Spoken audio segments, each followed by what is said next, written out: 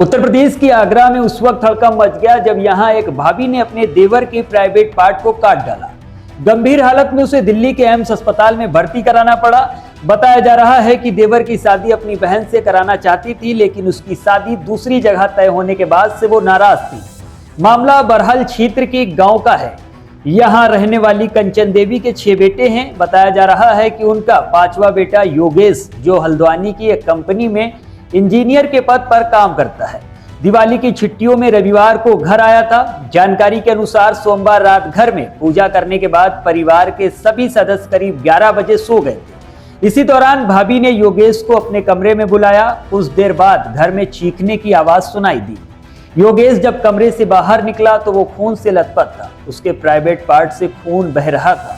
आनन फानन में उसे मेडिकल कॉलेज ले जाया गया, जहां हालत गंभीर होने पर डॉक्टरों ने दिल्ली एम्स के लिए रेफर किया गया। परिजनों के अनुसार कंचन देवी के बड़े बेटे की पत्नी अर्चना सोमवार को अपने 3 बच्चों के साथ गांव आई थी, जबकि उसका पति राज बहादुर साथ नहीं था। बताया जा रहा है कि दिवाली की पूजा के बाद अर्चना ने योगेश को कमरे में बुलाया और धारदार हथियार से उसका प्राइवेट पार्ट काट दिया। परिजनों ने यह भी बताया कि योगेश की शादी मैनपुरी में तय हो चुकी थी और नवंबर में उसका विवाह होना था, लेकिन अर्चना चाहती थी कि योगेश की शादी उसकी बहन से हो। इसी को लेकर विवाद की आशंका जताई जा रही है। पीड़ित के भाई मुकेश कुमार के मुताबिक भाई दीपावली मनाने शाम को घर आया था। भाभी रात को आगरा से लौटी थी। उसने कमरे में घुसकर अंदर से कुंडी लगा ली। भाई गहरी नींद में सो रहा था, तभी उसकी चीख सुनाई दी। हमने दरवाजा तोड़कर बाहर निकाला। ये घटना रात करीब 2 बजे की बताई जा रही है।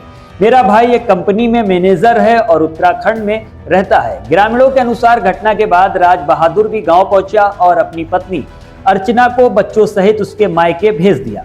अगले दिन सुबह जब पुलिस गांव पहुंची तो अर्चना और उसके पति दोनों को थाने बुलाया गया। थाना पुलिस का कहना है कि मामले की जांच की जा रही है। फिलहाल ग्रामीणों में घटना को लेकर तरह तरह की चर्चाएं हैं। कुछ लोग इसे आपसी विवाद मान रहे हैं तो कुछ का कहना है कि योगेश खुद भाभी के कमरे में घुसा था, जिसके बाद ये घटना हुई है। बहरहाल पुलिस पूरे मामले की जांच में जुटी हुई है।